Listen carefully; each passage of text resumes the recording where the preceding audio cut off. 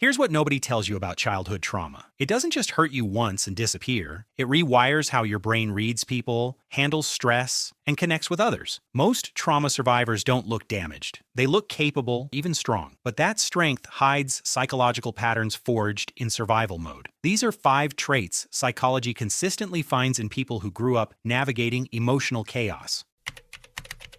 People shaped by childhood trauma read rooms differently than others. They catch micro-expressions, tone shifts, and tension before anyone else notices. The psychology is clear. This is hypervigilance. When you grow up in unpredictable environments, your brain builds a threat detection system. It scans for emotional danger constantly. As adults, they spot discomfort, anger, or sadness instantly. What looks like intuition is actually a survival mechanism that never shut down. This proves their brain adapted to protect them early. If you want psychology that cuts through the noise, subscribe to Raw Psychology. We don't soften the truth. We show you what's actually happening.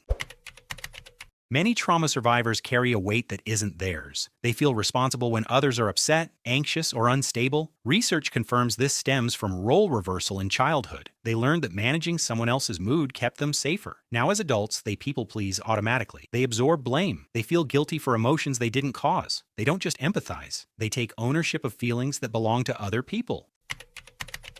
For people with traumatic pasts, calm feels wrong. Studies show that when chaos becomes your baseline, your nervous system expects danger even in safe spaces. Silence feels suspicious. Stability feels temporary. Relaxation triggers unease. They stay occupied, distracted, or emotionally armored, not because they chase stress, but because their body was conditioned to function inside it. Peace wasn't part of the programming.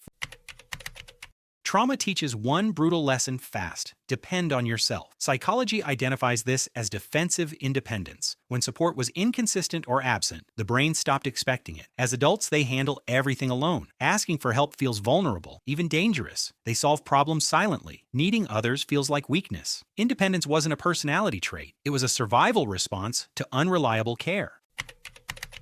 People with childhood trauma often carry deep empathy but hide their own struggles. The pattern is obvious. Early pain builds emotional intelligence. They comfort easily. They listen without judgment. They recognize suffering others miss, but they rarely expose their own hurt. They learned young that their emotions were burdensome, dismissed, or unsafe to express, so they carry strength in silence while supporting everyone else. Here's the reality. Trauma doesn't just damage people, it builds rare awareness, emotional depth, and resilience. But survival skills aren't personality. What protected you then might limit you now. You don't have to stay in survival mode forever. You deserve rest, safety, and the space to stop being strong. Which trait hits closest? And which one are you ready to release?